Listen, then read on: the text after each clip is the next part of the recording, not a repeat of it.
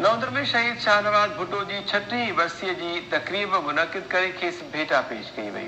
शहीद शाहनवाज भुट्टो जी वर्सीअ जे हवाले सां नवंदेरो हाउस ते क़ुरान ख़्वानी कराई वई। शाहनवाज भुट्टो आमरीत ख़िलाफ़ कंध झुकाइण बदिरां शहादत क़बूल कई। अॻवाननि पारां खेसि ख़िराज पेश कयो वियो। अॻवाननि जो चवणो हो त भुट्टो ख़ानदान खे हिकु हिकु करे साज़िशुनि तहत शहीद कयो वियो। नवंदेरो में शहीद शाहनवाज भुट्टो जी 6वीं वर्सीअ ते तकरीब मुनक़िद करे खेसि भेटा पेश कई वई। शहीद शाहनवाज भुट्टो जी वर्सीअ जे हवाले सां नवंदेरो हाउस में क़ुरान ख़्वानी बि कराई वई। वधीक तफ़सील वठूं था टाइम न्यूज़ जे रिपोर्टर नूर मोहम्मद सुमरो खान। नूर मोहम्मद, छा अपडेट्स आहिनि अव्हां वटि? पाकिस्तान पीपल्स पार्टी के बानी कायद शहीद जुल्फ़कार अली भुट्टो के नंढे पुट शाहनवाज भुट्टो जी 6वीं वर्सी निहायत अक़ीदत ऐं एहतराम सां मल्हाई वई।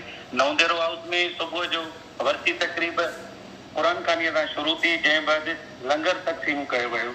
उन खां पोइ दुआ घुरी वई। जॾहिं त वर्सीअ में आयल अॻुवाननि खुर्शीद जूणेजो, मंसूर सूमरो, निसार मुराद भुट्टो, तौफ़ीक़ भुट्टो, ख़ालिद करीम मंगरियो ऐं ॿियनि वफ़ाक़ी वज़ीर ख़िलाफ़ रैली पिणु कढी। रैलीअ खे ख़िताब कंदे